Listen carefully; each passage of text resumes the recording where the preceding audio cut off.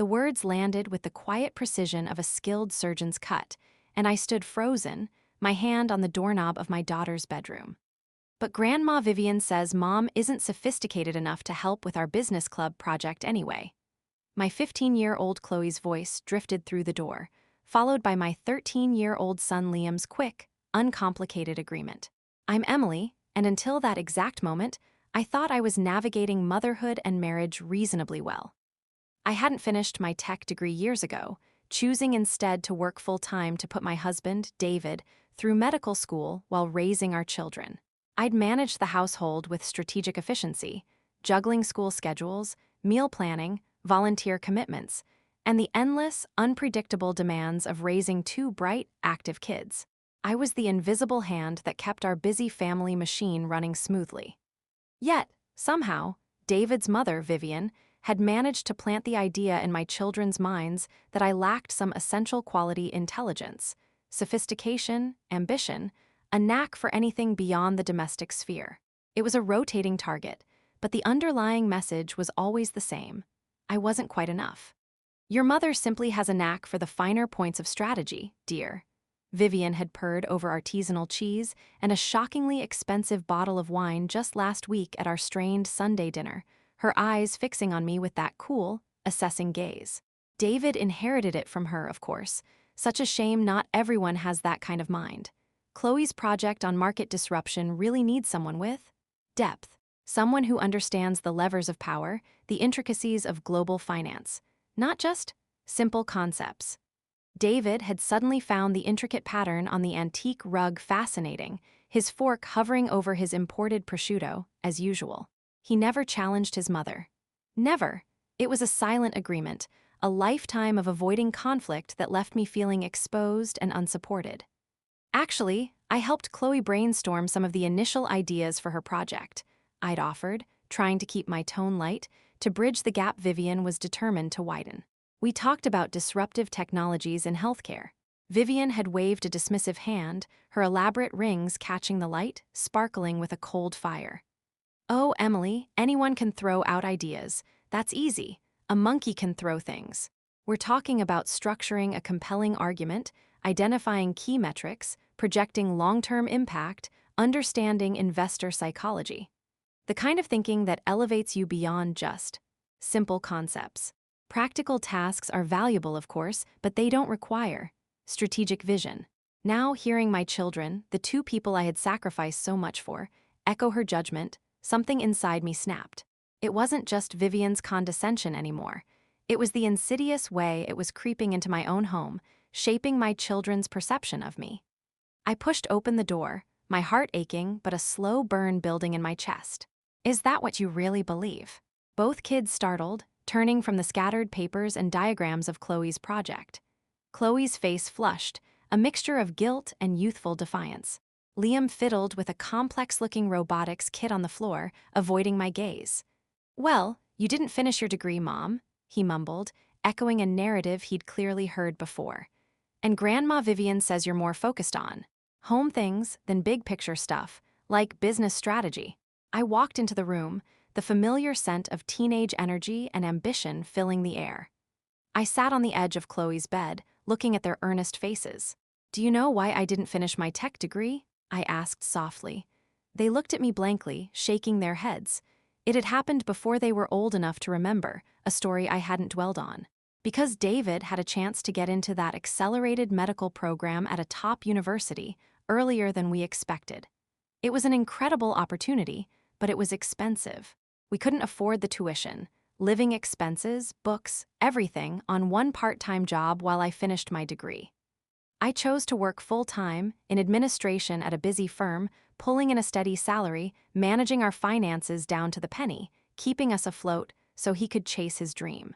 Someone had to make that sacrifice, someone had to handle the practical realities, so he could focus on the big picture of becoming a doctor. It was a choice about priorities, about our family's future, not about my mind. It doesn't mean I wasn't capable of finishing, or that I didn't understand complex things. But Grandma Vivian says, Chloe began, her voice hesitant. Grandma Vivian has a very narrow view of the world, honey. My voice was firmer now, the frustration surfacing. She sees things through the lens of her own experiences, her own values. She believes traditional careers, certain kinds of ambition, are the only things that matter. I took a steadying breath, a memory surfacing, the thrill of solving complex coding problems, the satisfaction of streamlining inefficient processes even in my administrative job. Did you know I was on track for a full scholarship to a top engineering program?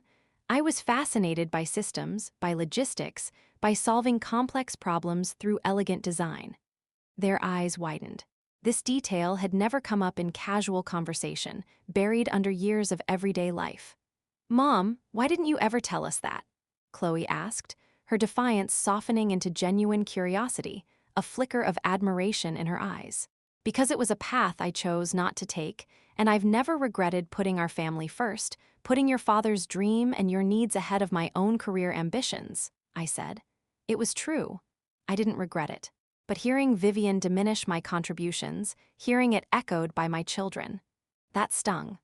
But maybe, I stood up, the slow burn building into a determined fire in my chest, a plan beginning to form, audacious and exhilarating.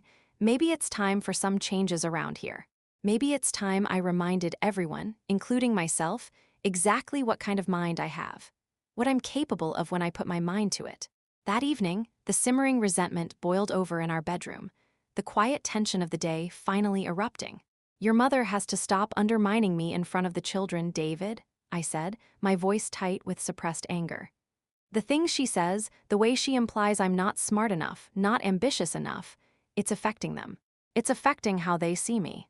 He sighed, rubbing the back of his neck, a gesture of weary resignation I knew all too well. "She means well, Emily. She sees things from a different perspective. She's very strategic, business-minded. She wants them to succeed, to understand that world." "Strategic," I scoffed, the word feeling like an insult coming from him, from his defense of her. "She's dismissive and condescending." Today, I heard our children saying I'm not sophisticated enough, or big picture, enough to help them with a school project because of what she planted in their heads. Is that meaning well? Or is that a deliberate attempt to diminish me, to keep me in a box, to reinforce her own perceived superiority? "She's from a different generation, Emily. Her values are traditional. She believes—" He trailed off, searching for the right words, the words that would smooth things over, make the conflict disappear. "She believes I'm intellectually inferior because I didn't follow a traditional, high-powered career path." I finished for him, my voice rising, laced with the frustration of years. "Because I chose to support your dream, your career. And now our kids are starting to believe it too. She's shaping their view of me, of ambition, of a woman's worth." Tears pricked my eyes, hot and stinging, but I blinked them back fiercely. I would not cry in front of him, not over this. "When was the last time you defended me to her, David? When was the last time you told her that my contributions, my choices, were just as valuable as any career? When was the last time you told her to back off, to respect me as your wife, as the mother of your children?" His silence was a deafening, painful answer, a vast chasm between us that I suddenly couldn't bear to stand in anymore. "I'm going back to school," I announced, the decision solidifying in my mind, drawing power from every slight, every condescending remark, every moment of feeling less than. It was a sudden, definitive declaration. David's head snapped up, his eyes wide with surprise. "What, to finish your engineering degree? Now?" "No, an MBA, I clarified, my voice firm, unwavering. "Specifically, I'm going to get my master's in business administration, specializing in strategic management and finance." The idea had taken root, growing rapidly, fueled by a potent mix of anger, determination, and a desperate need to reclaim my own narrative. "I'm going to show our children, David, and your mother, exactly what a simple mind is capable of. I'm going to develop the kind of strategic depth she thinks I lack, on her terms." "An MBA, Emily, that's incredibly demanding," he stammered, looking genuinely taken aback, perhaps even a little scared of the shift this represented. "It's years of intense study, the GMAT. It's a huge commitment. With your volunteering and the kids' schedules and the house, how would we even manage?" "We would manage because we would have to," I said, my voice gaining strength. "The kids need to see their mother as someone who values her own potential, who refuses to let others define her limitations or diminish her worth. Right now, thanks to your mother's constant chipping away, they see someone who isn't good enough for their big picture thinking, someone who made a lesser choice. I stood up from the edge of the bed, moving towards the door, putting physical distance between us, between his discomfort and my resolve. I'm doing this, David. This is for me. It's to prove something to myself, to reclaim a part of me I let go of. And frankly, it's for them too, to give them a different example. Either you support me and we figure out how to make it work together, or you stay out of my way. The choice is yours, but I'm doing this. That night, sleep wouldn't come. My mind raced, the silence of the room amplifying the whirlwind of thoughts. Task lists formed in my head. Research top MBA programs, find GMAT prep courses, figure out financing, childcare logistics, carve out study time from an already packed schedule. The path ahead looked like climbing a sheer cliff face, daunting and perilous. But every time doubt crept in, every time the enormity of the task threatened to overwhelm me, I heard Chloe's voice. Grandma Vivian says Mom isn't sophisticated enough. And Vivian's tinkling laugh, just simple concepts, dear. A fierce, unwavering determination solidified within me. Just watch me, Vivian, I thought, the words a silent vow etched onto my soul. I'm done being the wife who stood in the background, who made herself smaller to fit into your world. I'm done letting you shape how my children see me. You want to talk about strategic thinking, about ambition, about proving worth? Let's see how you handle it when I'm the one making the power moves. When I'm the one with the credentials you value. When I'm the one building a legacy, not just inheriting one. I finally drifted off, dreaming not of quiet domesticity, but of complex financial models, strategic triumphs, and the quiet satisfaction of reclaiming my own narrative on my own terms. An MBA, you, my best friend Jessica, nearly choked on her green juice across the cafe table, her eyes wide with shock. Seriously, you? Thanks for the resounding vote of confidence, Jess, I muttered, stirring my smoothie, a wry smile playing on my lips. No, that's not what I mean at all, Em, she insisted, reaching across the table to grab my hand, her grip firm and reassuring. Wow, I'm completely floored. It's amazing, it's brilliant. It's exactly what you need to do. I'm just surprised you're actually going for it. Relief, warm and unexpected, washed over me. Jessica's unreserved enthusiasm was the first real validation I'd felt since making the decision, a lifeline thrown to me in the choppy waters of self-doubt and family conflict. Absolutely, Jessica's eyes sparkling with excitement, catching the morning sun filtering through the cafe window. That woman, Vivian, needs to see what you're made of. She needs to be knocked off her high horse. And Chloe and Liam, she shook her head, a determined look on her face, they need to see their mom be more than just. Mom, they need to see you crush it, Emily. Absolutely crush it. I bought the GMAT prep books yesterday, I said, pulling a heavy Kaplan guide from my oversized tote bag, the physical weight of it feeling both daunting and empowering. David almost had a coronary when he saw the receipt. Said they cost more than his first medical textbook. Speaking of David, Jessica asked, her tone shifting, how's he really taking it? Beyond the sticker shock. I sighed, swirling my smoothie. He's processing. He says he supports me, and I think he genuinely wants to, but I can tell he's terrified of Vivian's reaction. And honestly, I think he's a little unnerved by the idea of me operating in the world he sees as his parents' territory. He's worried about how it might look, how it might upset the balance that keeps you small and them in control, Jessica said pointedly. Pretty much, I admitted. But this isn't about him, not really. It's about me, reclaiming a part of me I let go of. Proving to myself I can do this. And when are you planning to enlighten Queen Vivian? Jessica asked, a mischievous glint in her eye. Sunday dinner, I said, a nervous laugh escaping my lips. In the lion's den should be memorable. Probably involve passive-aggressive comments about the difficulty of balancing academic pursuits with real-life responsibilities.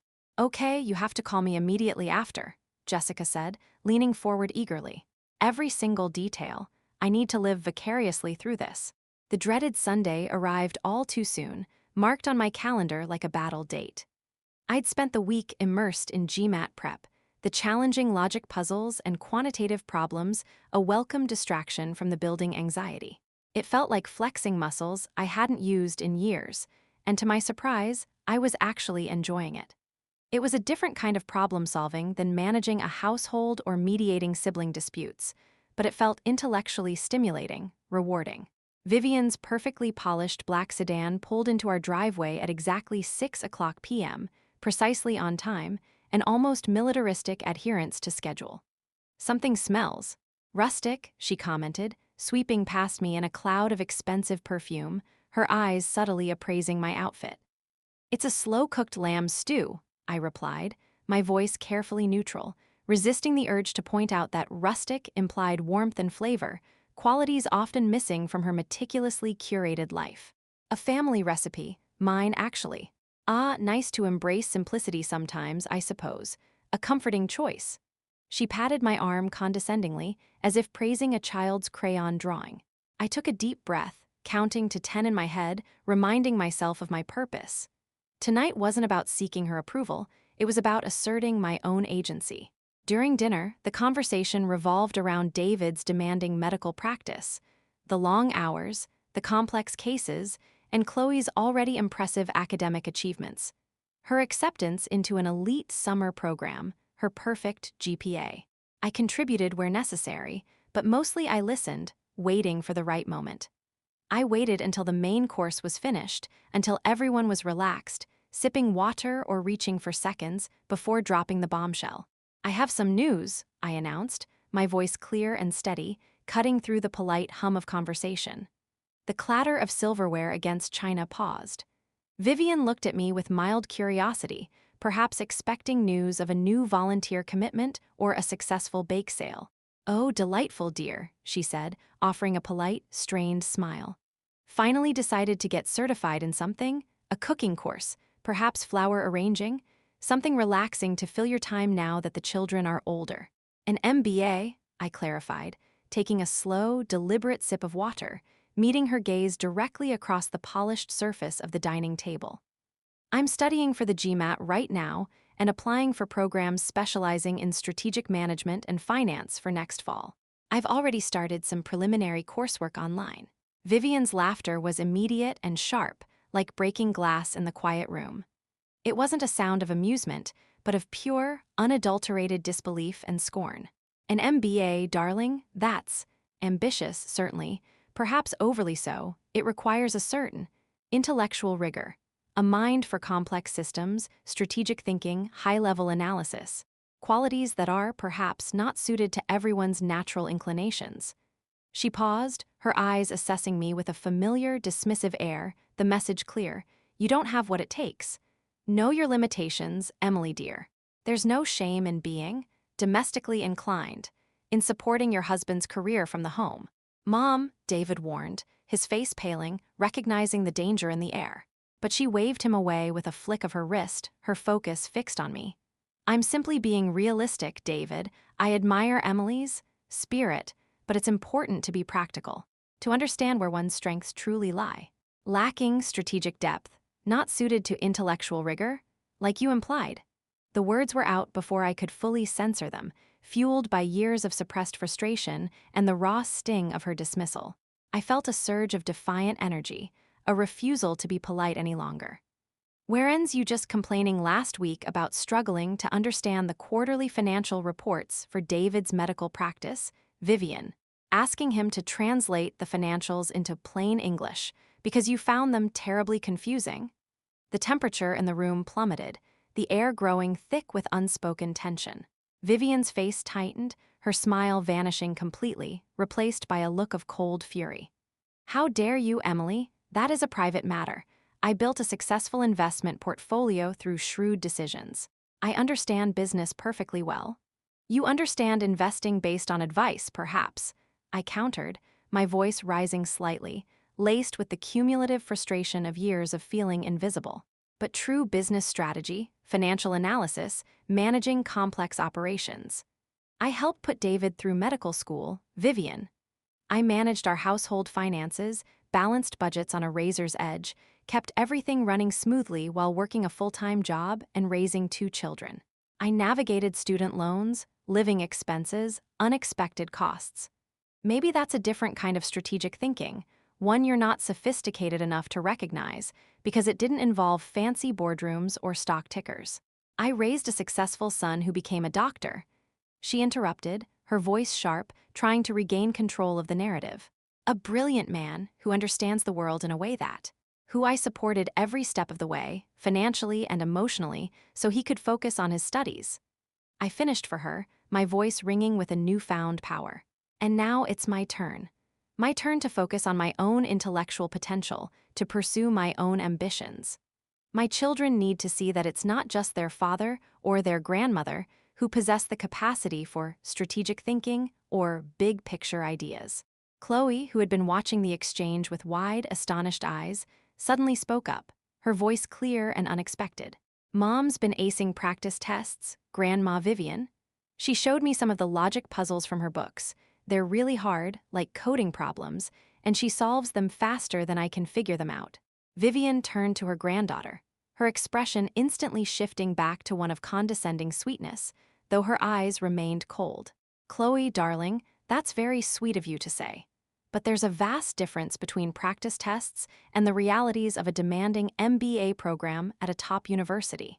Your mother would be competing against individuals who have certain advantages: experience in the corporate world, established professional networks, a lifetime of cultivating a certain mindset that she, perhaps, lacks by choosing a more traditional domestic path. Like what, Vivian? I challenged again, pushing my plate away, no longer interested in the cooling lamb stew. I stood up from the table, my chair scraping loudly against the floor, drawing every eye to me.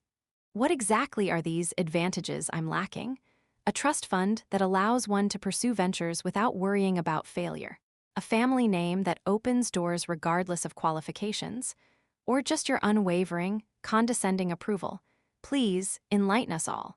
Exactly what advantages do I lack that make an MBA too ambitious for me? She stood up abruptly, her own chair pushed back with force, her napkin falling to the floor with a soft thud forgotten. I will not sit here and be attacked in my son's home by his wife, the mother of his children, the woman who is about to get her MBA, specialize in strategy and finance, and prove every single one of your dismissive, belittling comments wrong. I finished, standing tall, facing her across the elegant dining table that suddenly felt like a battlefield.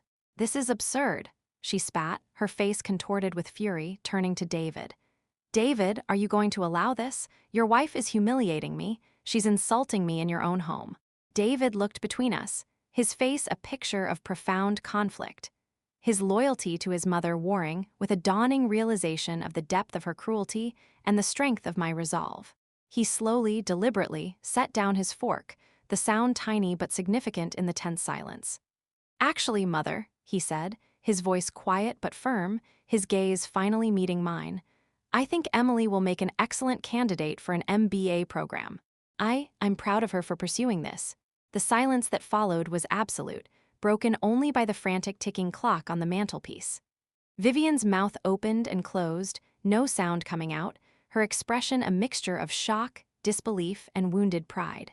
She looked for the first time truly stunned into silence. I think we're done with dinner, I said calmly, the adrenaline beginning to fade, leaving behind a quiet sense of accomplishment. I turned to my children, who were watching the scene unfold with wide eyes. Chloe, Liam, please help clear the table. This isn't over, Emily, Vivian hissed, her voice low and venomous, as she gathered her purse and shawl, her movements sharp and jerky. You're making a fool of yourself, pursuing this ridiculous fantasy, and far worse, you're embarrassing David with this display. I held the door open for her, a sense of exhilaration and defiance coursing through me, a feeling of shedding a heavy weight. You know what, Vivian? I said, my voice calm, steady, meeting her furious gaze. You're absolutely right about one thing, this isn't over. It's just beginning. And this time, I'm setting the terms. And defining the outcome. After she left, the tension in the house slowly dissipated, leaving behind a fragile quiet. David wrapped his arms around me from behind, resting his chin on my shoulder, holding me tight. That was intense, he murmured, the adrenaline making his voice tremble slightly. Are you mad? He kissed the top of my head. No, he said, his voice low, filled with a mixture of awe and apprehension. I'm not mad, Emily, not at all, I'm impressed, really impressed. and honestly, maybe a little terrified of you right now." I laughed, a genuine, bubbling sound that felt lighter than air, a release of tension and years of frustration. "Good," I said, leaning back into his embrace. Because I meant every word. I'm doing this, and I'm going to succeed. Later that night, after the kids were in bed and the house was finally quiet, I called Jessica to recount the evening's events. "You actually said that to her face. About the taxes?" She shrieked down the phone line, barely able to contain her excitement. "Oh my God, Emily, I wish I'd been there. That's legendary, you finally stood up to her." "It felt good," I admitted, a wide smile plastered on my face, the memory of Vivian's stunned silence replaying in my mind. "Really good, like I finally took back my own voice." "But now you have to back it up," Jessica said, her tone shifting slightly, becoming more serious. "You have to succeed, for yourself, for your kids, and yeah, okay, to really stick it to Vivian." "I know," I said, the weight of the challenge settling back over me, but now it felt less like a burden and more like a motivator. "I have to, and I will." "You will," Jessica said firmly, her voice filled with unwavering belief, a faith in me that I desperately needed. "You are so much smarter, so much stronger, so much more capable than she, or frankly anyone, ever gave you credit for. You've got this, Em, and I'll be here for you every step of the way, whatever you need." I hung up, the conversation fueling my resolve, solidifying my determination. I walked into my makeshift study nook, opened my GMAT prep book, the complex problems no longer daunting, but a challenge I eagerly accepted. Vivian had unknowingly given me exactly what I needed, the ultimate motivation to prove her wrong, not just to her, but to myself and my children. The journey wouldn't be easy, but I was ready to climb. 9 months melted into a blur of relentless activity, a demanding rhythm of early morning study sessions, school drop-offs and pickups, evening classes, late-night papers, and snatching moments with David and the kids whenever possible. Dark circles became a permanent accessory under my eyes, and free time was a concept I vaguely remembered from a previous life. But the hard work was paying off. I was excelling in my MBA program, surprising myself with my aptitude for complex financial models and strategic analysis. My grades were strong, consistently at the top of my class, particularly in the courses focusing on corporate strategy, leadership, and market dynamics. It felt like uncovering a part of my mind that had been dormant for years, a strategic, analytical capacity that thrived on challenge. "Mom, where are my cleats? The game starts in 20. Liam shouted from downstairs, the familiar pregame chaos echoing through the house. "Entryway closet," I called back, finger tracing a particularly tricky logic puzzle in my GMAT prep book, reviewing material for an upcoming exam. "Third shelf from the bottom. Did you check behind the sports bags? Mom, can you look over my computer science project proposal?" Chloe appeared in the doorway of my makeshift study nook, laptop in hand, her brow furrowed in concentration. "Give me 10 minutes to finish this practice set," I said, glancing at my watch. 7 o'clock a.m. The kids needed to leave for school by 7:30. I had a study group meeting at 8 o'clock, and then an evening MBA class. It was a constant juggle, a never-ending negotiation of time and energy.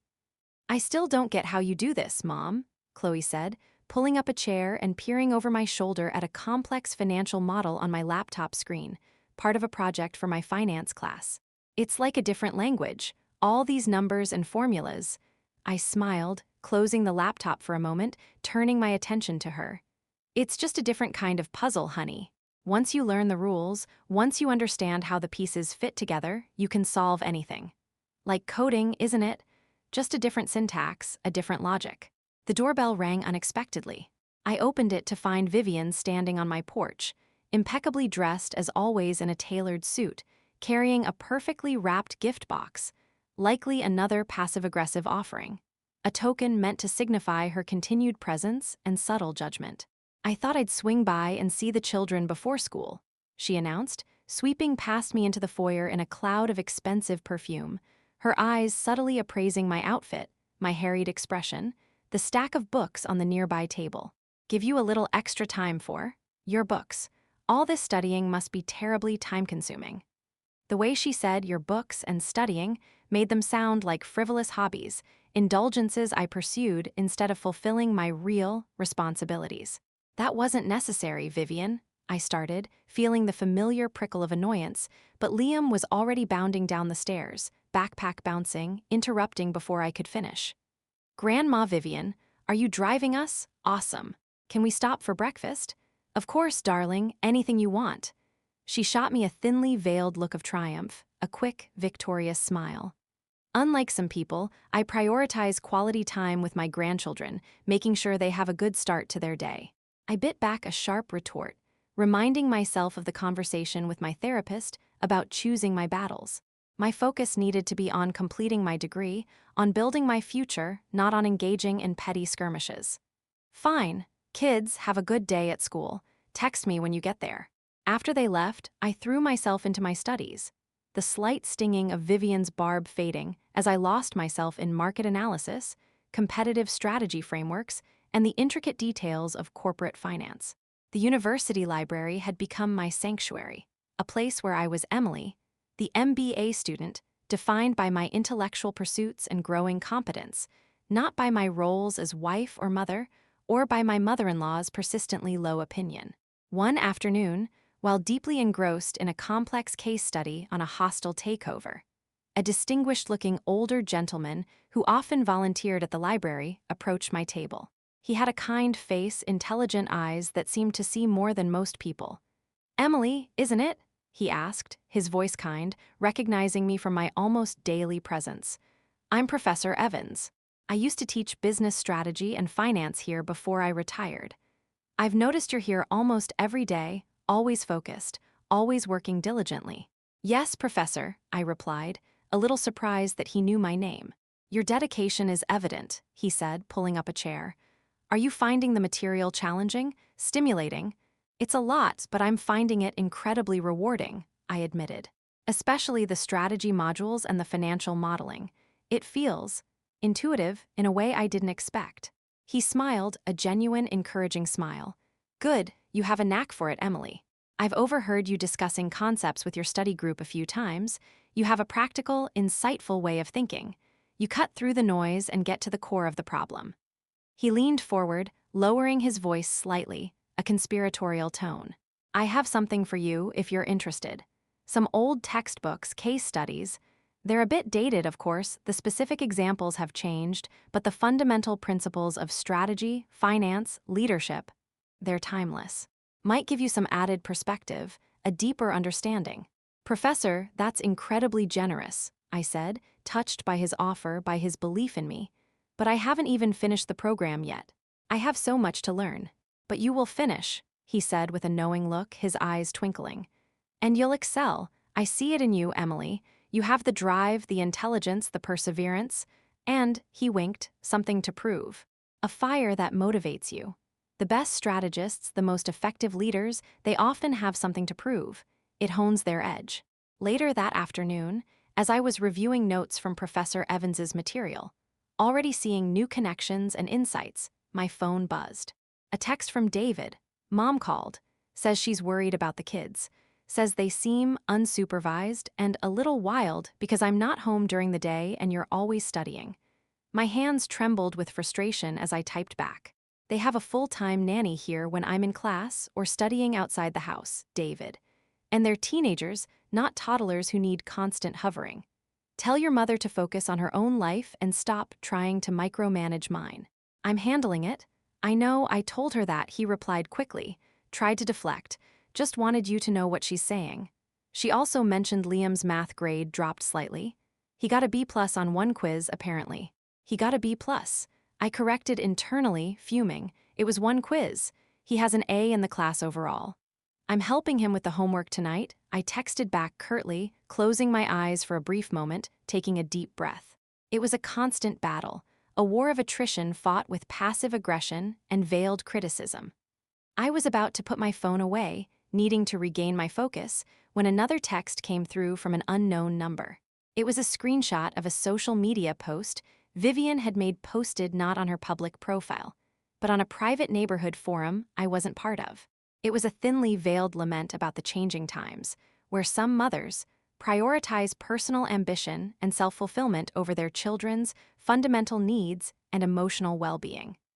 subtly implying that studying for an MBA was a selfish pursuit that harmed my children. Jessica called seconds later, her voice a mixture of outrage and concern. "Did you see what that woman posted just now? My cousin saw it and sent it to me. I swear, Emily, she has a radar for finding new ways to be absolutely awful. She's trying to make you feel guilty." "She's trying to get to me," I said, my voice tight with suppressed anger.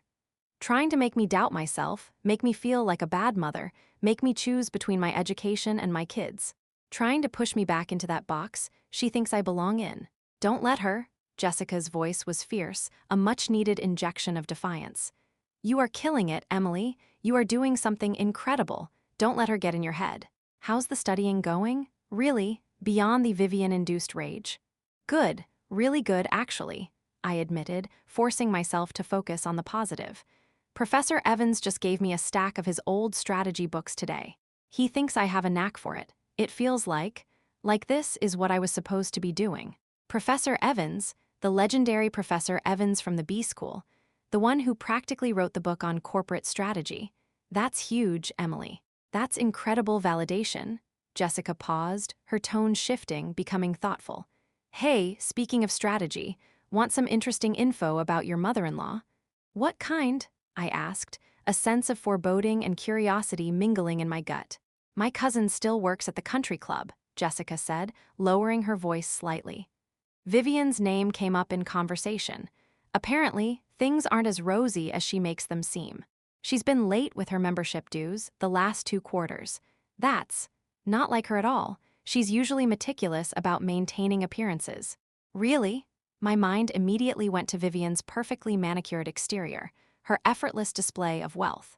"Yep. Rumor has it David's father had some pretty bad luck with investments a while back, lost a significant amount of money. Something like $750,000 in a couple of failed tech startups. And Vivian apparently had some ambitious personal projects, investment-wise, that also didn't pan out. Things are apparently much tighter than their perfect facade suggests. They've had to cut back in ways that are stressing Vivian out. She's worried about maintaining her social standing." This information settled in my mind, not as idle gossip, but as a potential strategic advantage, a crack in their seemingly impenetrable armor. I filed it away for future reference. Vivian, the woman who valued wealth and status above all else, was facing financial insecurity. The irony was almost poetic.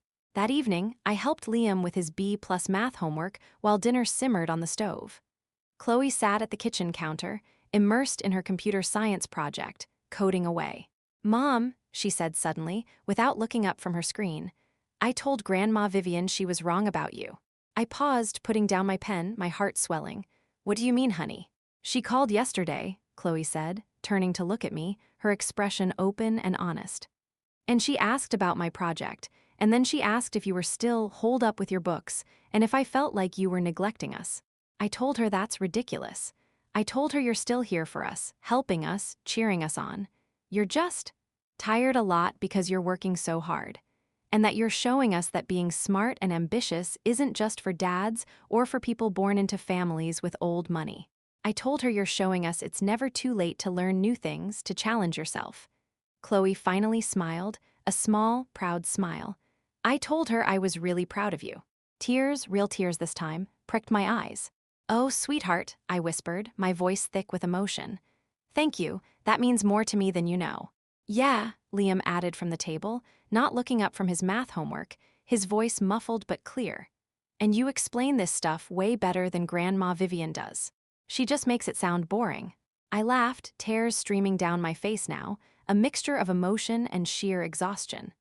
I walked over to the table, pulling them both into a fierce hug, pressing them tight against me. "I love you guys so much. You are my everything." Later, after the kids were in bed and the house was quiet, I sat with my textbooks and notes, a renewed sense of purpose filling me. Vivian might be trying to tear me down with her passive aggression and thinly veiled insults, trying to make me feel guilty and inadequate, but she was only succeeding in making me stronger, more determined. The support of my children, their unexpected defense of me, was a powerful shield against her negativity. And if what Jessica said about her financial troubles was true, Well, perhaps the universe was aligning the pieces for a different kind of strategic play, one where the tables might just be turned. I opened one of Professor Evans's old case studies on corporate turnarounds, the challenging text no longer feeling like a burden, but like an exciting opportunity. My MBA program was nearing completion, my skills were sharp, and I was ready. Ready to apply what I'd learned. Ready for whatever came next. The graduation ceremony was a blur of black robes, proud smiles, and the stirring sound of the academic procession. Congratulations to the graduating class of the Master of Business Administration program. The dean's voice resonated through the auditorium, filled with pomp and circumstance. 3 years of relentless work, sleepless nights fueled by coffee and determination, balancing coursework with family life, and constantly proving low expectations wrong had led to this moment. I walked across the stage, accepted my diploma, the weight of it feeling significant, earned. I spotted my family in the crowd, David beaming proudly, his face alight with love and pride, Chloe and Liam on either side of him, holding up a homemade banner that read, EMILYQUINN, MBA, you crushed IT, Mom. The pride in their eyes was a reward worth every sacrifice, every moment of doubt overcome. Notably absent, citing a last-minute social obligation that conveniently coincided with my graduation, was Vivian. After the ceremony, surrounded by well-wishers, Jessica rushed over, nearly tackling me with a hug, her face radiant. You did it, Emily Quinn, MBA, and with honors, I told you could do it. We did it, I corrected, hugging her back tightly. Couldn't have done it without you. Well, now you have to use that brilliant brain for something big, she said, pulling back, her eyes sparkling. Go get 'em, Tiger. Show them what you're made of. Speaking of them, David murmured, his smile faltering slightly, nodding towards the entrance of the auditorium. There stood Vivian, looking distinctly uncomfortable and out of place amidst the celebrating graduates and their families. She wore an expensive, but clearly not current season, designer dress, a subtle sign of the financial struggles Jessica had mentioned months ago. Emily, she said, approaching with a stiff posture, offering a cool air kiss to my cheek. I suppose congratulations are in order, an impressive undertaking. Thank you, Vivian, I replied politely, keeping my expression neutral. How's your schedule? I understand you were otherwise engaged today. Before she could launch into any veiled critiques or excuses, a familiar voice cut through the polite exchange. Emily, Professor Evans approached, his face beaming with pride. There's my star student, ready for your first day at the firm next week? Vivian's eyes widened, the surprise momentarily breaking through her carefully constructed composure. You've already secured a position? So quickly? Top consulting firm in the city, Professor Evans said proudly, placing a congratulatory hand on my shoulder. Quinn and Associates, a division newly established within a larger firm. I recommended her myself, of course. We've been grooming her for a leadership role even before she officially graduated. Her work on strategic analysis is exceptional. I watched Vivian's face cycle through a range of emotions, surprise, disbelief, resentment, perhaps even a flicker of fear, before settling into a tight, practiced smile. How fortunate, such rapid progress. I suppose connections can be quite beneficial in the business world. The subtle jab wasn't lost on me. Hard work, talent, and a strategic mindset are even more beneficial, Vivian, Professor Evans replied smoothly, cutting off any potential response from me. Something Emily possesses in abundance. 1 week later, I walked into the sleek, modern, glass-walled offices of Quinn and Associates Consulting, a division specializing in strategic analysis and corporate restructuring. Professor Evans was a senior partner in the parent firm and had indeed been instrumental in establishing this new division and recommending me for its leadership. Armed with my new MBA, a crisp, professional suit that felt like a second skin, and an unwavering determination, I was ready to prove myself all over again, this time on a much larger stage. You must be Emily Quinn, a sharp, efficient voice said as I checked in at the reception desk. I turned to find a woman who looked barely out of her 20s, but moved with an air of absolute competence and authority.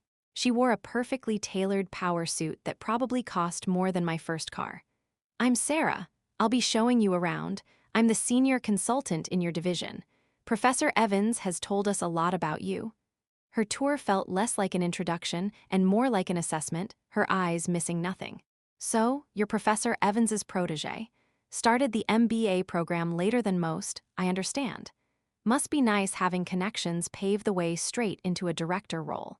Professor Evans opened the door based on the quality of my work and my capabilities.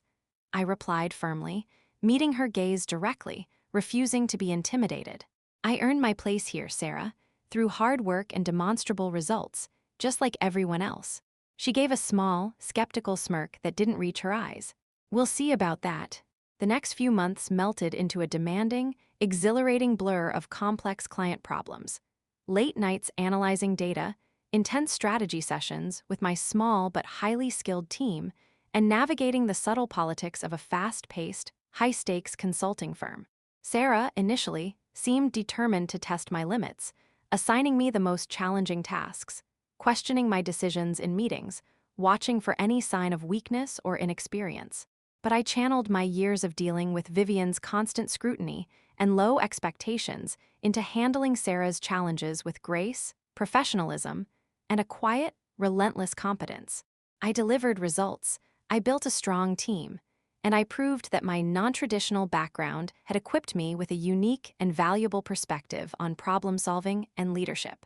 Your analysis on the Sterling account was actually insightful, Emily, Sarah admitted one late night, dropping a thick file on my desk, her tone grudgingly respectful. It was high praise from her. You found something we all missed. I aim to please, I said dryly, not looking up from my laptop, a small smile playing on my lips. Our initial rivalry was slowly beginning to shift into something else. She hesitated, leaning against my desk. Look, I may have been a bit territorial when you first arrived, concerned about someone coming in at a high level without having climbed the traditional ranks. A bit, I raised an eyebrow, glancing up. Okay, fine, she conceded, a rare, genuine smile finally reaching her eyes. I was a total pain. I underestimated you. But you've definitely proven yourself, Emily. And then some? She sat on the edge of my desk, a moment of unexpected camaraderie. And I heard about how you presented the turnaround strategy to the board today. You were brilliant, absolutely owned the room. You have a way of making complex ideas sound simple, understandable, strategic. I finally closed my laptop, returning her smile. Thanks, Sarah. That actually means a lot coming from you. I respect your work. Don't let it go to your head, Director Quinn, she said, pushing off my desk, but she was still smiling as she left. Our professional rivalry had shifted, settling into a foundation of mutual respect and collegiality. Later that week, preparing for a client pitch, reviewing profitability projections and market share data, I overheard two administrative assistants talking quietly in the break room. Did you hear about Mrs. Howard? One whispered, her voice filled with a mix of pity and fascination. The one who used to host all those fancy charity galas in the West End, the socialite Vivian Howard. Yeah, what about her? The other asked. Apparently, she's really struggling financially, the first assistant said, her voice dropping lower. Her husband had some terrible investment losses a while back, and she apparently sunk a lot of money, something like $620,000, into a couple of those risky tech startups that went bust. Now she's reportedly applying for, well, for anything, even administrative roles. She's apparently desperate for work. Vivian Howard? No way, the second assistant said, sounding shocked. How the mighty have fallen. I guess all that old money isn't always as stable as it looks. Karma's a real piece of work, isn't it? I froze, my coffee cup halfway to my lips, the casual gossip feeling surreal, a direct echo of Jessica's earlier information, now seemingly confirmed by office chatter. Vivian, job hunting. The woman who had spent years implying I wasn't ambitious enough, wasn't qualified for anything beyond managing a household, was now applying for administrative jobs, facing financial desperation.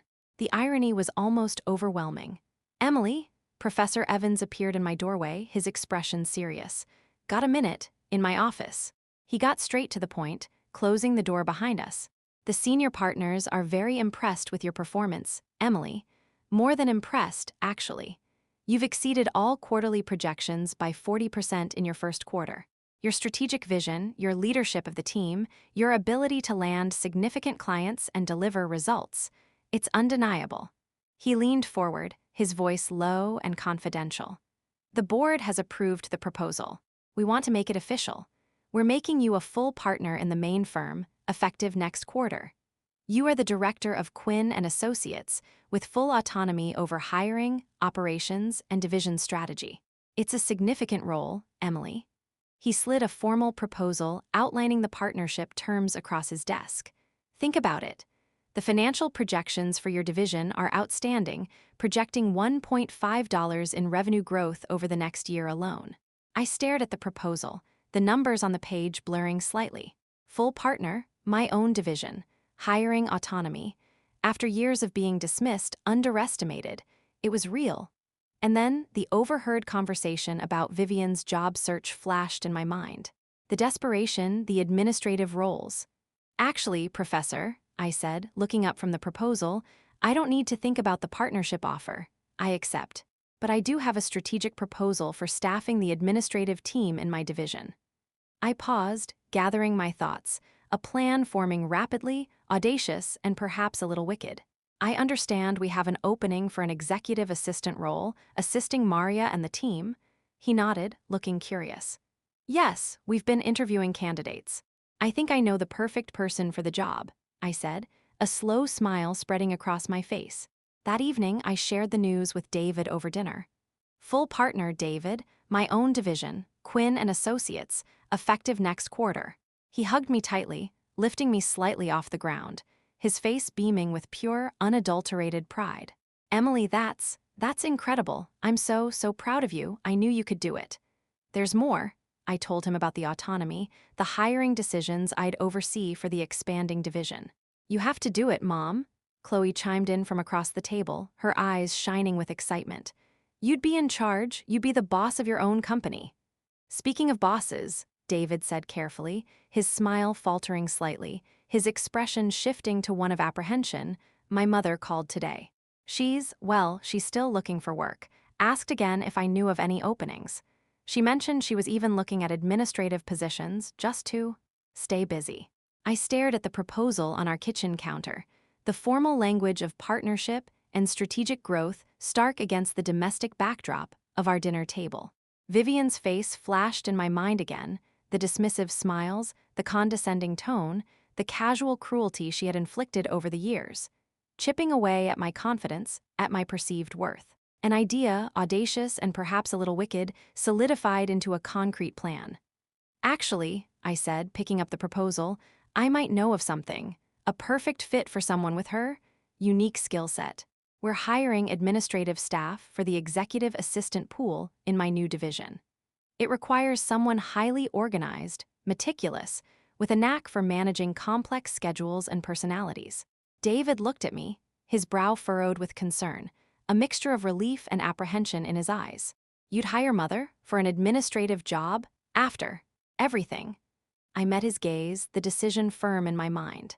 This wasn't just about a job. It was about reclaiming my narrative, about demonstrating the true meaning of strength and success, not just to Vivian, but to my children and to myself.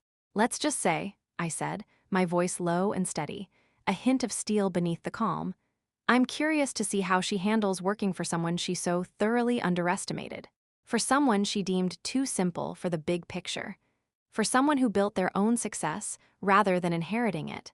David still looked unsure, the weight of his mother's potential reaction, of the complicated family dynamic, heavy on his shoulders. "Are you sure about this, Emily? It could be complicated. It could create tension." I smiled, a slow, confident smile that reached my eyes. This wasn't about tension anymore. It was about a strategic rebalancing of power, a chance for a different kind of understanding. "Oh yes," I said, leaning forward slightly. "I am very sure about this, David, very sure indeed. Tell her to send that resume in. Tell her Director Quinn is reviewing applications personally. Sometimes, David, karma needs a little help finding its way. And sometimes, the best strategic move is the one nobody sees coming.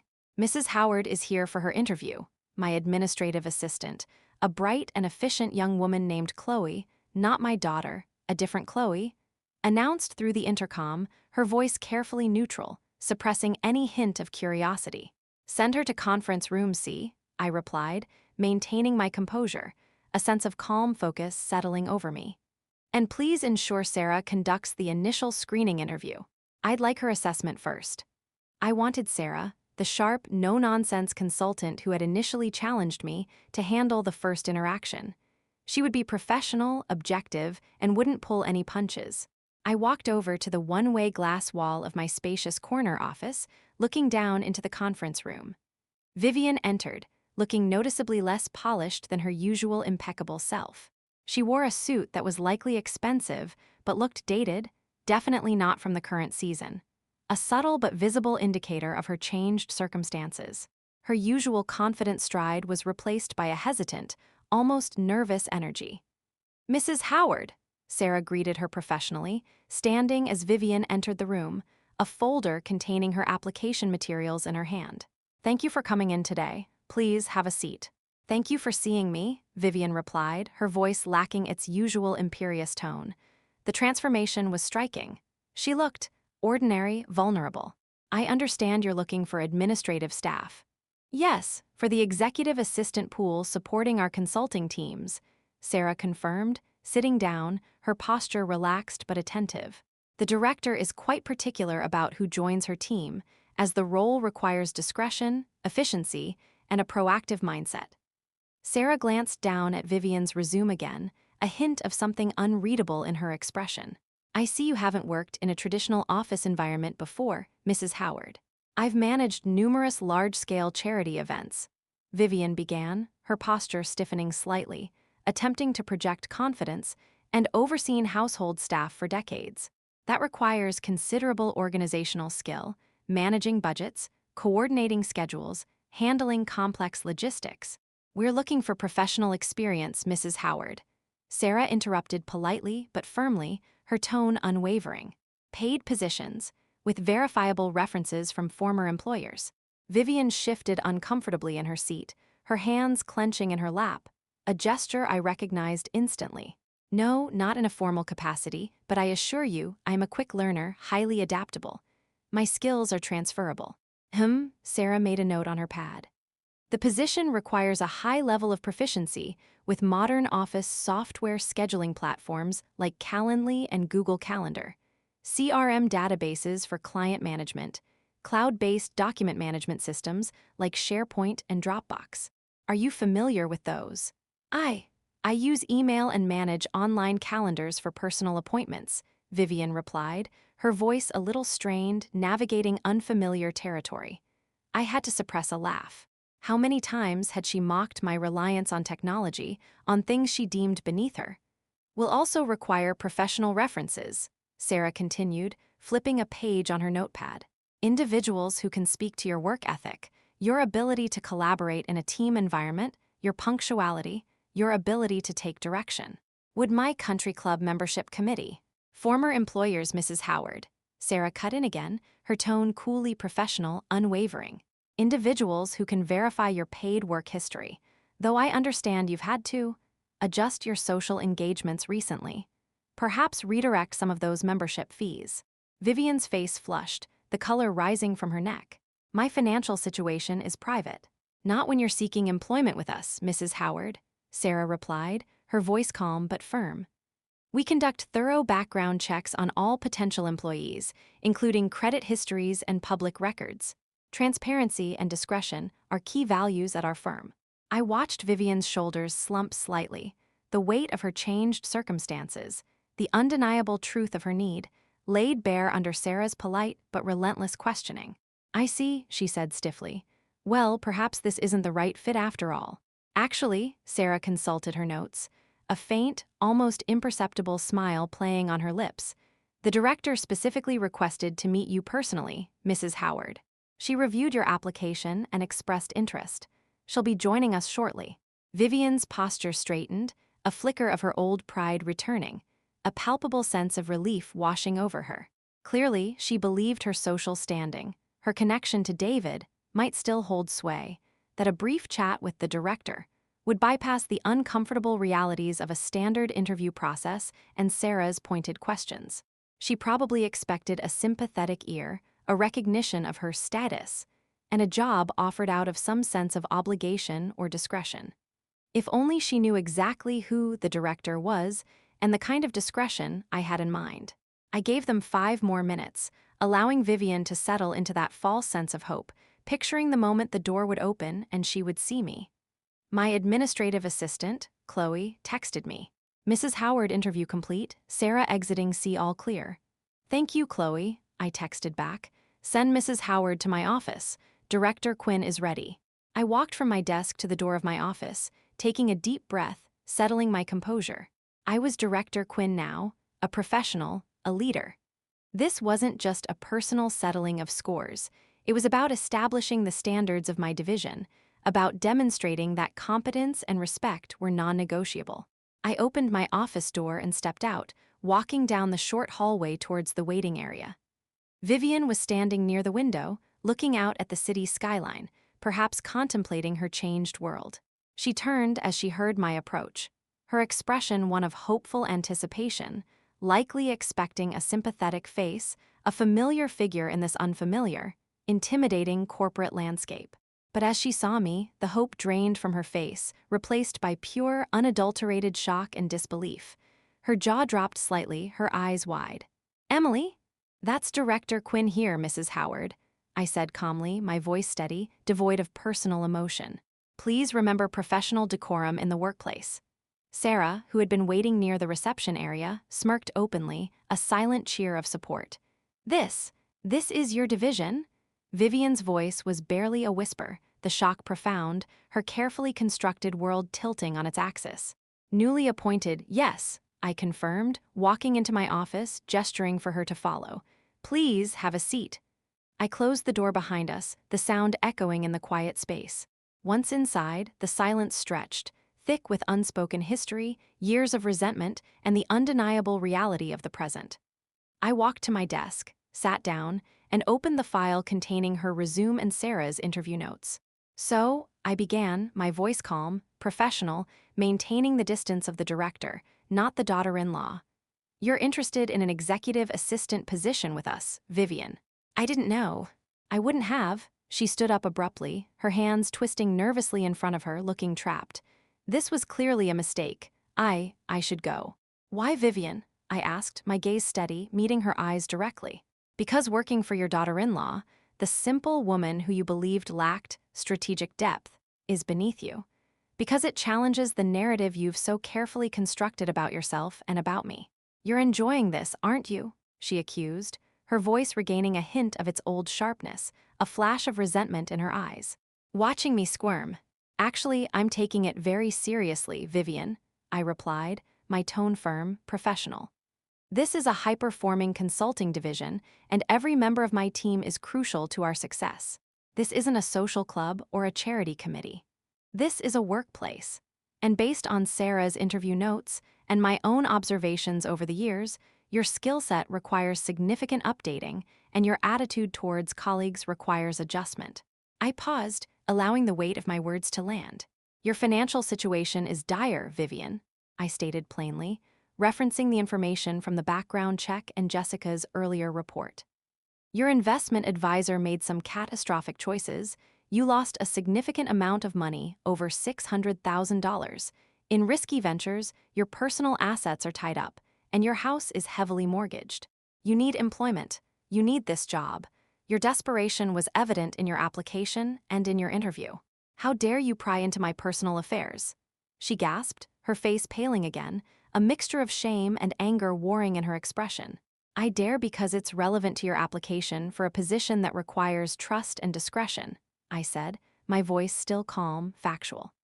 And because I'm in a position to offer you a lifeline, despite everything your family, and specifically you, put me through for years.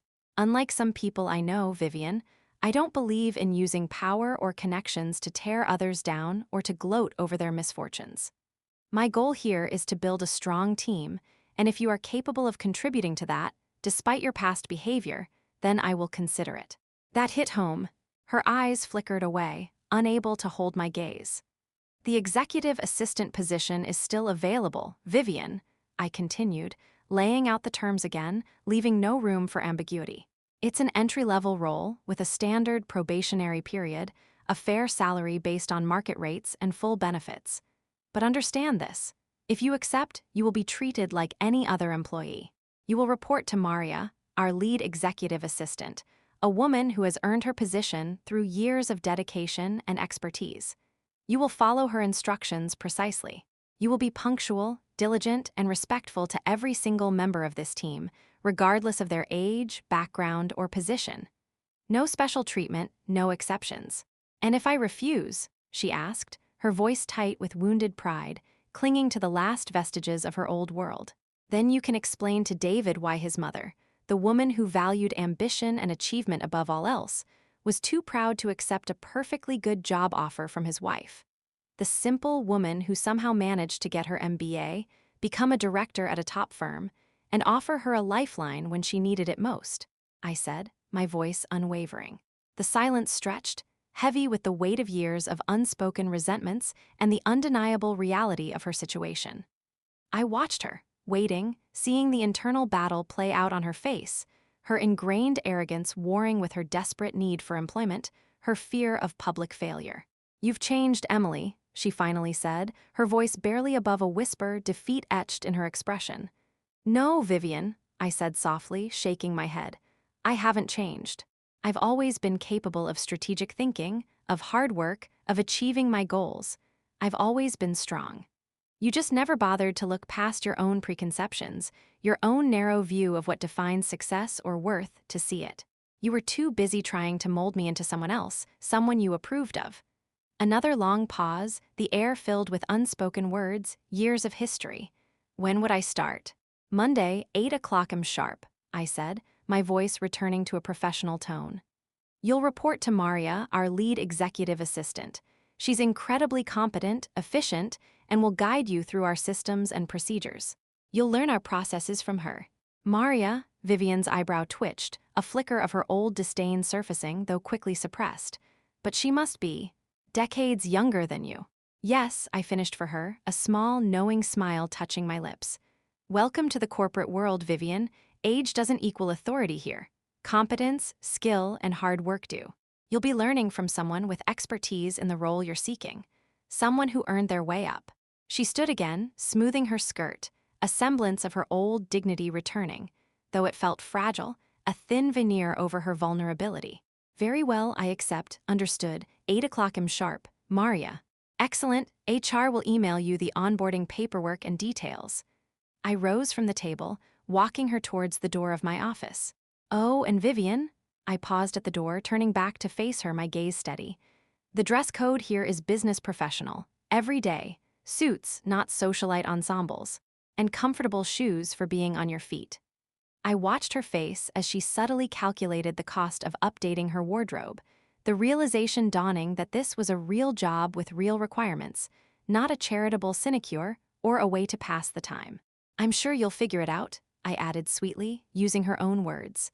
"After all, you told Sarah you're a quick learner, highly adaptable, and you'll be working under Maria now. She's an excellent teacher." After she left, walking slowly down the hallway towards the elevators, Sarah came into my office, her face a picture of stunned admiration and amusement. "Wow," she said softly. "Just, wow, that was incredible, Emily. You handled that with a level of composure and strategic brilliance I haven't seen before. You were firm, fair, and completely in control." "Did you see her face when you walked in?" "It wasn't about her face, Sarah," I said, the weariness of the encounter settling over me, but also a profound sense of having closed a chapter. "It was about setting boundaries, about redefining the power dynamic, and about offering a chance. You're nicer than I would have been, frankly," Sarah admitted, shaking her head in disbelief. "No," I smiled faintly, looking out the window at the city skyline. "I'm smarter. Success is the best revenge, Sarah. But true power isn't just in having leverage or enacting revenge. It's in choosing how to use that leverage. It's in building something better. And having Vivian witness my success, firsthand, every single day, having her work within the structure I built, reporting to people I hired, following rules I set, operating within a culture I defined. That's a different kind of victory, a more lasting one. A victory that allows for the possibility of growth, even for her." "Speaking of the possibility of growth," Sarah smiled, a hint of mischief in her eyes, Wait until she finds out about next week's quarterly team building retreat. It involves outdoor activities and mandatory team building exercises. I couldn't help but smile back. The quarterly all-hands meeting had been interesting, the interview a profound moment, but the team building retreat. That was going to be a different kind of strategic challenge entirely. One that might just break down the last vestiges of Vivian's resistance and fully integrate her into the team. 2 weeks later, the quarterly all-hands meeting was set to begin in 10 minutes, and Vivian sat in the back row of the conference room, looking noticeably less polished than her former self. Her expensive but dated clothes now blending in with the business casual attire of the other administrative staff. She nervously straightened her sensible blazer, a stark contrast to the elaborate gowns she used to wear to galas.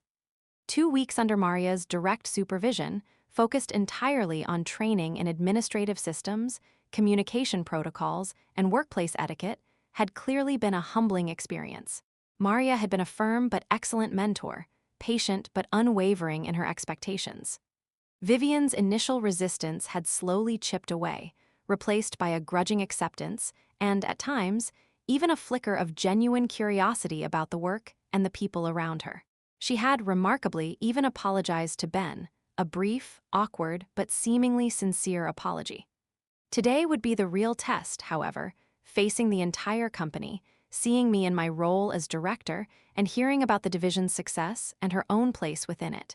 "Everyone, please take your seats," Professor Evans announced from the podium, his voice booming across the room, filled with the energy of a seasoned presenter. "We have several important announcements today."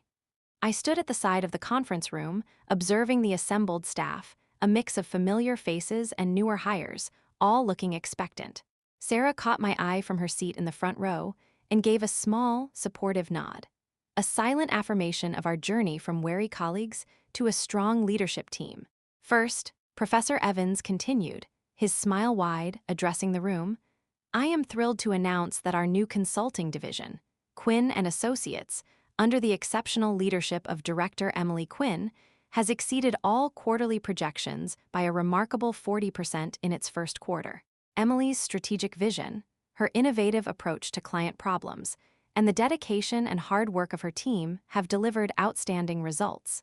A wave of enthusiastic applause filled the room, genuine and heartfelt. I saw Vivian shift uncomfortably in her seat in the back, her gaze fixed on the floor. It must be difficult to hear such public praise for someone you had openly dismissed and belittled for years. "And speaking of Director Quinn," Professor Evans said, gesturing towards me, his expression one of immense pride, "I'll let her take over from here to share some division updates and recognize some key team members whose contributions were vital to this success." I walked to the podium, my heels clicking against the polished hardwood floor, the sound echoing slightly in the suddenly quiet room. I felt calm, centered, powerful not just from the title or the position, but from the journey that had brought me here. "Thank you, Professor Evans," I said, taking my place at the microphone, looking out at the assembled staff. "It's an honor to lead such a talented and dedicated team." I scanned the faces in the audience, my gaze briefly meeting Vivian's in the back before sweeping across the room, acknowledging everyone. As many of you know, when I first joined this firm, and even when I was pursuing my MBA, some people had doubts. Doubts about my background, about my capabilities, about whether I had the necessary strategic depth or traditional experience. I paused, letting the words hang in the air for a moment, my eyes again finding Vivian in the back row. Her head snapped up, her expression unreadable, a flicker of recognition in her eyes. Some people thought I wouldn't make it, that I was too simple, too focused on home things, too unconventional for the world of business. The room was silent now, everyone listening intently, sensing the personal undercurrent in my words, the story beneath the corporate presentation. "They were wrong," I said, my voice clear and strong, resonating with the conviction born of years of proving myself, of overcoming obstacles.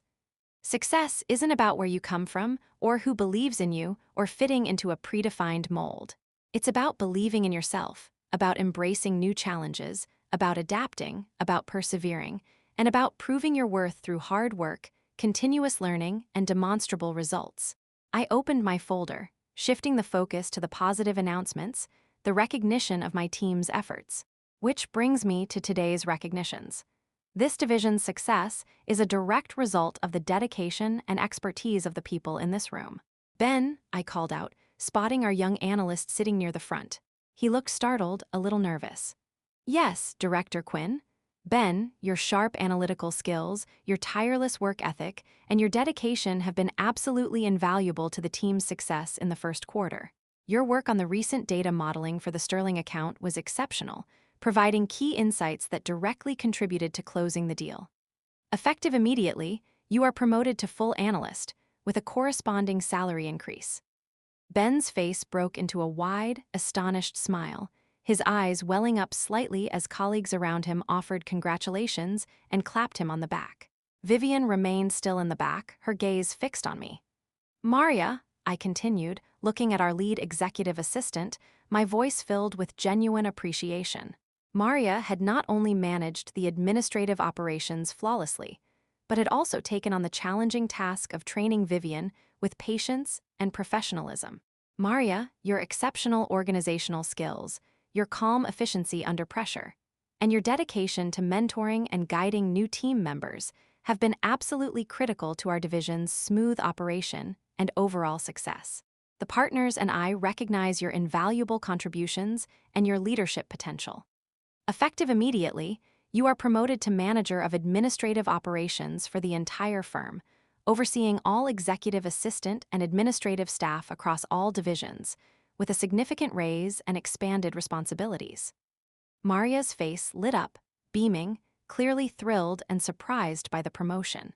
I saw her shoot a quick, pointed glance towards Vivian in the back, a silent acknowledgement of the journey they had shared over the past weeks. And finally, I said, my voice softening slightly, my gaze sweeping across the back of the room, focusing for a moment on the newest member of our administrative team, I'd like to acknowledge the recent efforts of a new member of our administrative team. Learning new systems, adapting to a new environment, and demonstrating a willingness to embrace change is challenging, regardless of your background or prior experience. I pulled out another paper, not a performance review, but a brief note I had written about growth and potential. Mrs. Howard, Vivian looked like she wanted to disappear under her chair, shrinking slightly in her seat, the attention of the room now focused on her. Your recent performance under Maria's expert guidance has shown significant improvement, I said, stating the simple truth, acknowledging the effort she had made. You've demonstrated a willingness to learn our systems, adapt to our processes, and accept direction. While you still have much to learn about our firm's culture and collaborative expectations, your attention to detail and organizational skills, honed over years of managing complex households and events, are indeed an asset to an administrative team. I paused, choosing my words carefully, positioning the announcement not as a punishment, but as a strategic placement. Effective Monday, you will be transitioning from the executive assistant pool to a permanent position on the corporate compliance team as an administrative coordinator. This role requires meticulous attention to detail and rigorous organization for managing and organizing compliance documentation, skills you possess. This will be a permanent, full-time role, contingent on continued satisfactory performance during a standard review period. Scattered applause followed, a mix of politeness and curiosity. Vivian's face showed a mixture of confusion and hesitant relief. It wasn't a supervisory role or a return to her former status, but it was a secure, permanent position, away from the direct supervision of people like Sarah and Maria, utilizing skills she genuinely possessed. It was a strategic placement where her strengths could be assets, not liabilities, a chance to contribute in a meaningful way. Remember, I concluded, looking directly at Vivian again, my voice firm but not unkind, the message resonating beyond just her, addressing the entire team. At Quinn & Associates, and throughout this firm, we believe in potential, in hard work, and in earning your place. We also believe in second chances, but they must be earned through consistent effort, a willingness to learn, and a commitment to our shared values of respect and collaboration. Welcome to the team, Mrs. Howard. As people began filing out of the conference room, buzzing with excitement about the promotions, the division's success, and the unexpected sight of Vivian Howard working among them, Vivian slowly made her way towards the podium. She looked smaller than usual, less formidable. Emily, she said, her voice quiet, hesitant, the automatic formality of the workplace briefly forgotten in the wake of the public address. I mean, Director Quinn, may I have a word? In your office. Once inside my office, the door closed, the sounds of the bustling firm fading into the background. She didn't sit down immediately, remaining standing before my desk. Why are you doing this? She asked again, her voice devoid of its usual sharpness, the question feeling more like an expression of bewilderment than a challenge. Doing what, Vivian? I asked, sitting at my desk, gesturing for her to sit as well. Recognizing good work, managing my division, building a successful team. No, this whole thing, she said, gesturing vaguely, taking a seat slowly. Hiring me, making me, train under people like Maria. And now, this new position, it's not what I expected. Why are you helping me? After everything I said, what I implied. Would you have preferred I simply fired you, Vivian? I asked, my gaze steady, direct, cutting through the layers of unspoken history. Given your performance in the first 2 weeks, given the incident with Ben, that would have been the standard course of action in any other firm. Perhaps in a firm with less complicated hiring decisions. She flinched. No. She seemed to struggle for words, her usual polished facade completely gone, revealing a raw vulnerability I had never seen before. I don't understand why you're helping me. Why you gave me a chance. Sit down, Vivian, I said softly, recognizing the genuine shift in her. Let's talk, properly.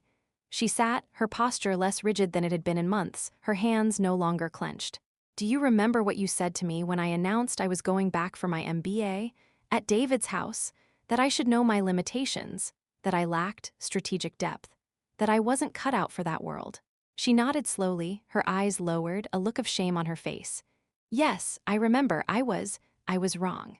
Well, I did know my limitations, Vivian, I said, leaning forward slightly, sharing a truth forged in my own struggle. But I also knew they were temporary. Every obstacle, every perceived limitation, can be overcome with enough determination, enough willingness to learn, enough courage to admit you don't know everything. And yes, I met her gaze, my voice gentle but firm. That includes pride. It includes the belief that you're above learning from others, regardless of their age or background. It includes the inability to see value in work different from your own. Is that what this is about? She asked, her voice quiet, a single tear tracking through her makeup. Making me humble.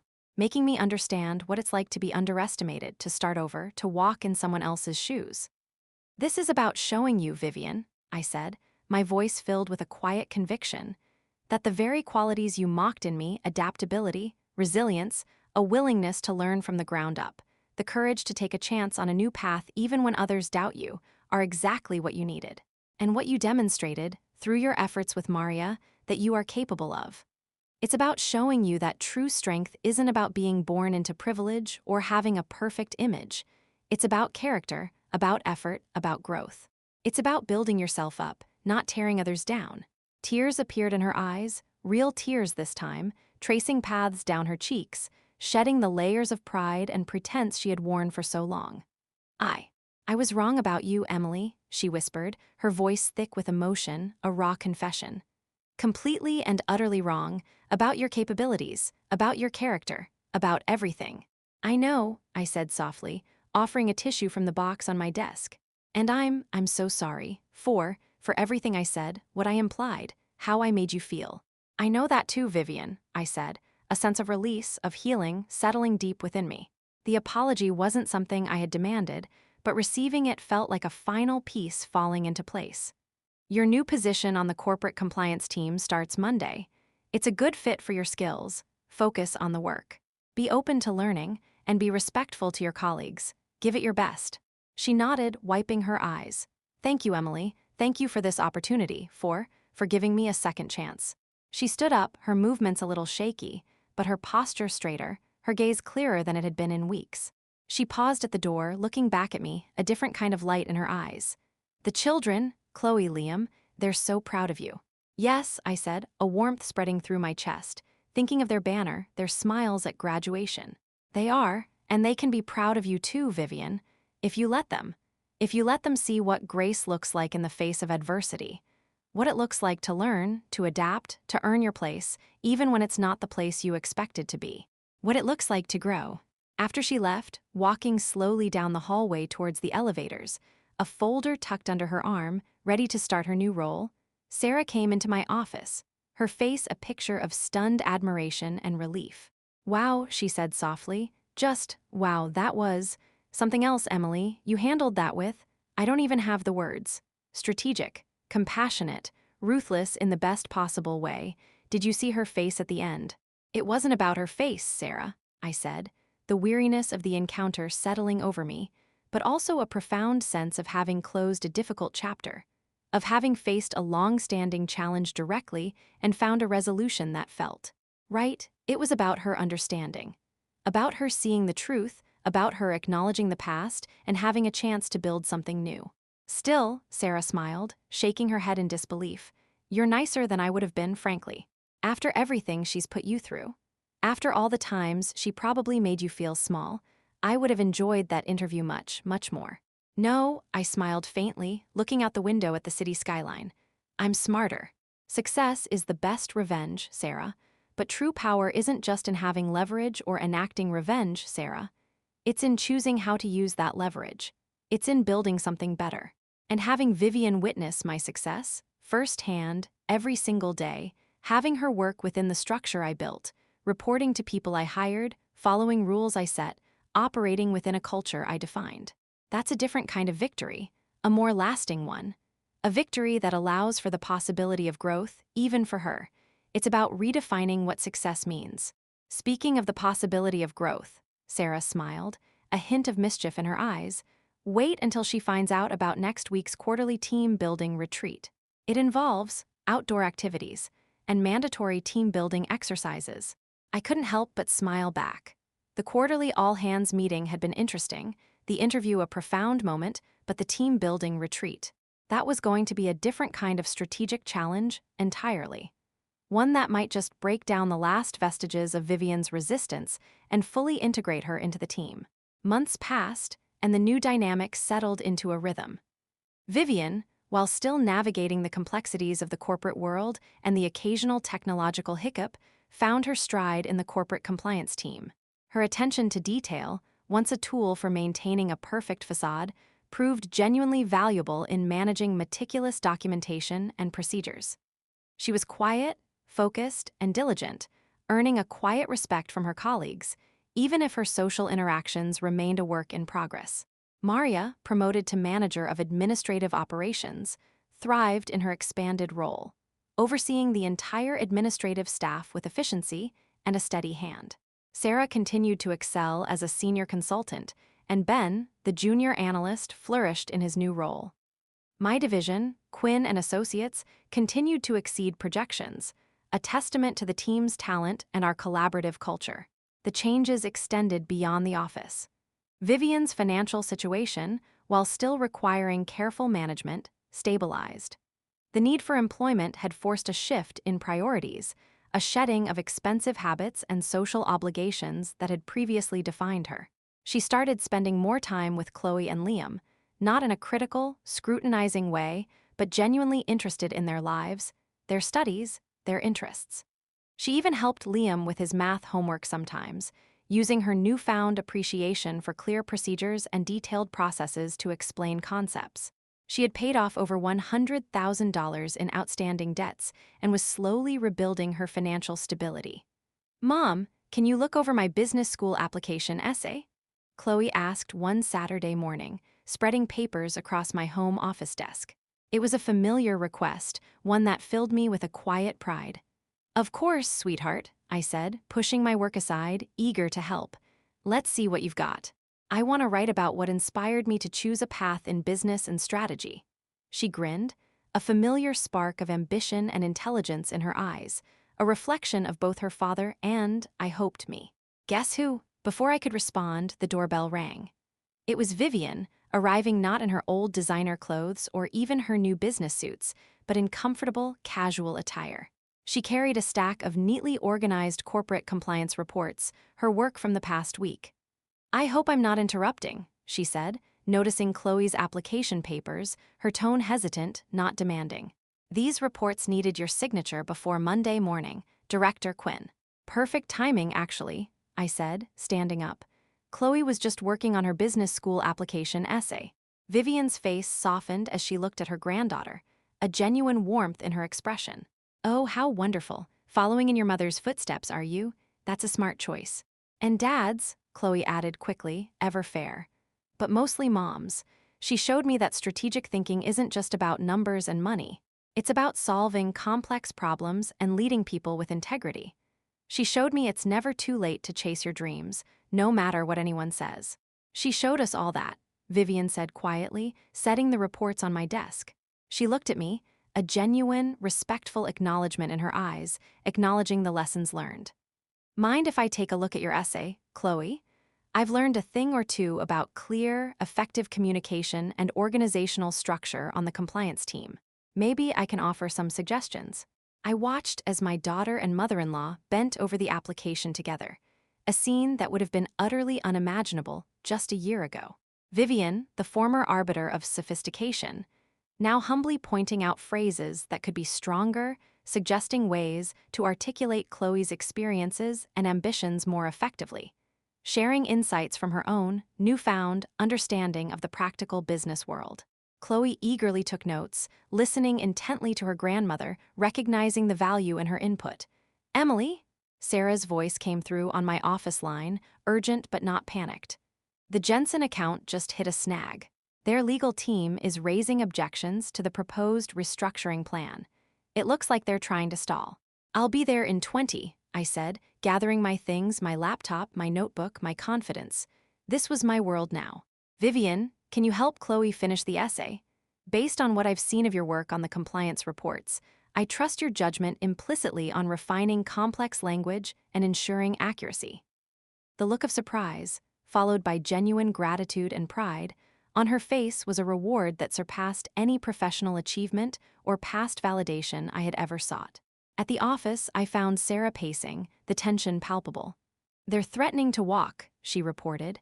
Claim our plan is too aggressive, doesn't meet their legal criteria for asset protection. Get me Professor Evans on the line, I said, slipping into director mode, the analytical part of my brain taking over. And the Jensen proposal documents, and call their lead counsel. What's his name again?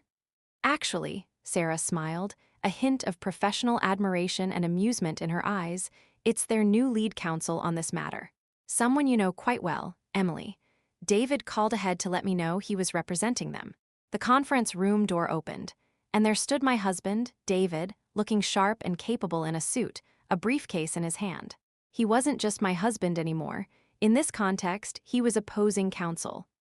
Counselor, I said professionally, a smile playing on my lips, fighting back the personal connection in the professional setting. Director Quinn, he replied, an equally formal tone in his voice, a shared understanding passing between us. We were colleagues now, navigating the complexities of a business negotiation. Shall we discuss the Jensen account? I believe there are some legal points that require clarification regarding your strategic recommendations.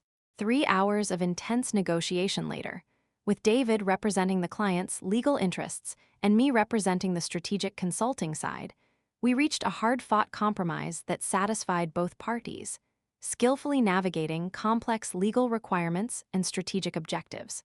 It was a different kind of collaboration for us, one based on mutual professional respect and a shared goal of finding a solution. As we packed up our files, David caught my hand, a proud smile on his face. Remember our first debate against each other? He asked, a nostalgic look in his eyes, referencing a long-ago argument, perhaps about career choices or family expectations, a different kind of conflict we used to have.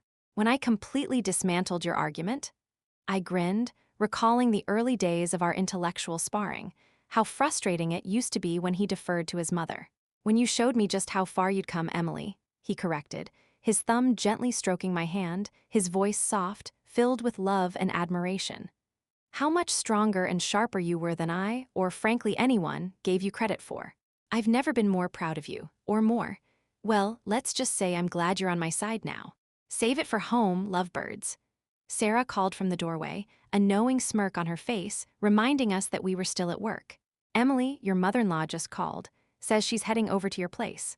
I found Vivian in my home office when I returned, still sitting at the desk where Chloe had been working on her application essay. She had finished reviewing it and was now carefully organizing the compliance reports. "We finished it," she said, looking up as I entered. "Chloe's essay. It's good, Emily, really good. Chloe has a real knack for articulating her ideas, for strategic thinking. She's going to be brilliant." She set the essay down. "Thank you," she said, her voice quiet, her gaze steady. "Thank you for helping her. For letting me help her." She took a deep breath. "And thank you, Emily." She stood up, her posture straight, her eyes clear. "I need to say something properly this time, without any reservations or veiled meanings, for me. And for you." I sat down at my desk, gesturing for her to continue, a sense of anticipation filling me. "I was wrong about you, Emily," she said, her voice clear, filled with a sincerity that reached across the years of conflict and misunderstanding. "Completely and utterly wrong. About your capabilities, your intelligence, your potential. About what defines strength and success. I was so caught up in my own world, in my own narrow view of how things should be, that I couldn't see the strength, the resilience, the strategic brilliance in others. Especially in you." She paused, gathering her thoughts, her gaze unwavering. "Working at Quinn and Associates under your direction, under Maria, it's been incredibly humbling. Painful at times, but it's also been enlightening. You could have used my situation to crush me, to make me suffer for all those years of dismissal and criticism. Instead, you gave me a chance. You gave me dignity when I felt I had none left. You taught me that true competence and leadership have nothing to do with age or social standing, and everything to do with skill, hard work, and respect for everyone on the team. Everyone deserves a chance to learn and to reinvent themselves," I said softly, thinking of my own journey, the transformations we had all undergone. "You did more than reinvent yourself, Emily," Vivian said, her eyes shining with unshed tears, a look of genuine admiration in her expression. "You became someone better while staying absolutely true to who you are. You didn't compromise your spirit or your values to fit in. You changed the environment around you. You built something new, something better, and you allowed me to be a part of it, to learn from it. I admire that. More than I can say." The words hung in the air between us, heavy with the weight of past hurts and the profound promise of a new understanding, healing old wounds that had festered for years. "Want to know something funny, Vivian?" I asked, a small smile touching my lips, a sense of peace settling deep within me. "For so long, a part of me was driven by wanting to prove you wrong. Every achievement, every milestone felt like a point scored against you, a refutation of your low expectations. And I certainly gave you plenty of material," she added with a small, self-deprecating smile, acknowledging her past behavior. "You did," I agreed. "But in the end, the biggest victory wasn't proving anything to you. It wasn't about winning a point or getting revenge. It was proving it to myself.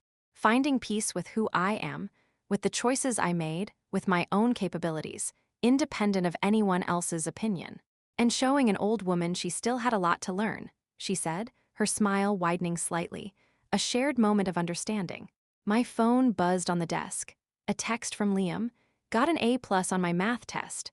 Party popper Grandma Vivian's study tips are actually amazing lol." She explained quadratic equations like they were recipes. I showed Vivian the message. Her eyes welled up again, but this time with pure joy, tears of genuine connection and acceptance. "They don't call me Grandma Vivian anymore," she said, her voice thick with emotion, looking at the text. "Now it's just Grandma, feels more real somehow. Like I'm actually part of their lives, not just an observer." "Real is good, Vivian," I agreed, reaching across the desk to touch her hand. "Real is what we build on." David appeared in the doorway, shedding his jacket, looking relaxed and happy. "Ready to head home, Emily? Kids texted. They're making dinner. Chloe's attempting that lamb stew you make." "Heaven help us," Vivian laughed, a warm, genuine sound I hadn't heard in years, a sound that spoke of shared life, of family. "Remember when she tried to make coq au vin for the first time?" I said, remembering my own early, disastrous attempts at fancy cooking, a shared, human memory that now felt like a bridge between our past and present. "Like mother, like daughter," Vivian replied, smiling, acknowledging the connection, the shared journey of learning and growing. As we walked towards the parking lot together, director, lawyer, and corporate compliance coordinator. daughter-in-law, husband, and mother-in-law, a sense of profound peace settled over me. I realized then that success wasn't just about achieving your own goals or proving others wrong. Sometimes, it was about proving to yourself that you could rise above resentment, that you could offer a second chance, that you could turn adversaries into unexpected allies. The greatest victory wasn't in defeating someone, but in helping them find their own path, allowing them to learn and grow alongside you, transforming a fractured family dynamic into something stronger, more real, more whole. "Race you home, Emily?" David suggested, a playful glint in his eye, a reminder of our own ongoing, evolving partnership. Winner gets to supervise Chloe's stew preparation and offer strategic feedback. Vivian offered, her competitive spirit clearly not entirely extinguished, just redirected towards family and shared experience. I laughed, feeling lighter, freer, and more connected than I had in years.